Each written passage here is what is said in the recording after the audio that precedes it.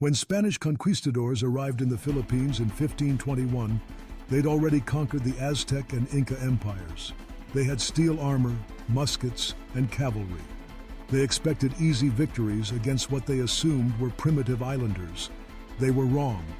Filipino warriors nearly killed Magellan on his first landing, and for the next 50 years, Spanish forces struggled against fighters who used weapons and tactics they'd never encountered before.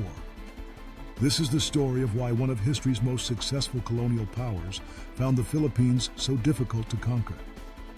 The weapon that defined Filipino warfare was the kalis, a double-edged sword with a distinctive wavy blade. Spanish accounts describe it as capable of cutting through their steel helmets. The blade's wave pattern wasn't decorative. It created multiple cutting edges and made the sword more effective at slashing through armor gaps. But the kalis was just one weapon in an arsenal that included the kampilan, a single-edged longsword, and the bolo, a machete-like blade still used today. Filipino smiths had been forging high-quality steel for centuries before the Spanish arrived, using techniques that produced blades comparable to Damascus steel.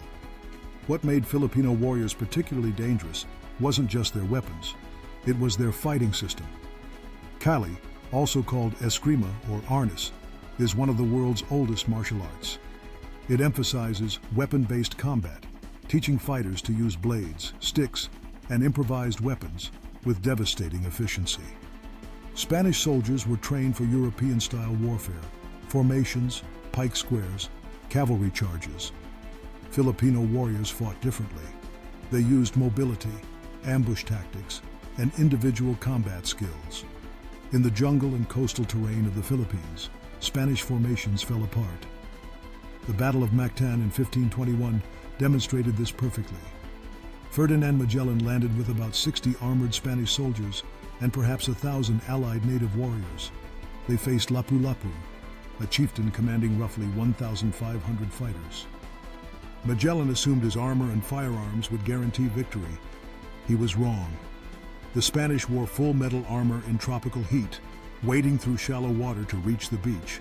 They were exhausted before the fighting even started.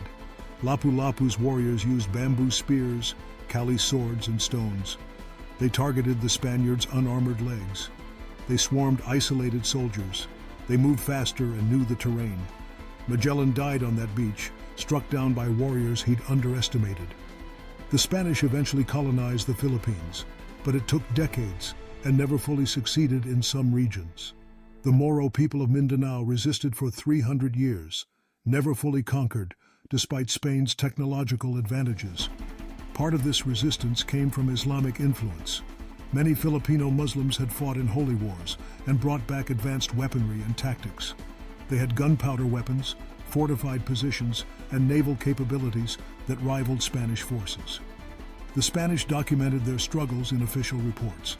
They described Filipino warriors as fearless, skilled, and impossible to intimidate. Captured Spanish soldiers reported that Filipino fighters would continue attacking even after receiving wounds that would incapacitate European soldiers. This wasn't fanaticism, it was training. Filipino martial arts emphasized fighting through injury, using both hands independently and adapting to any weapon available. If a warrior lost his callus, he'd fight with a stick. If he lost the stick, he'd fight with his hands.